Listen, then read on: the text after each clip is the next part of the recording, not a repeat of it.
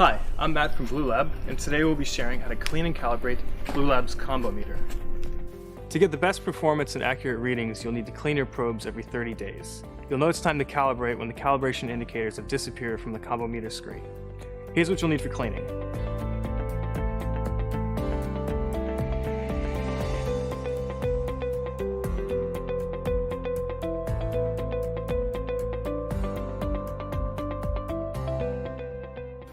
Bluelab pH and conductivity probe care kits contain everything you need to clean and calibrate your probes. Let's get started with cleaning the pH probe.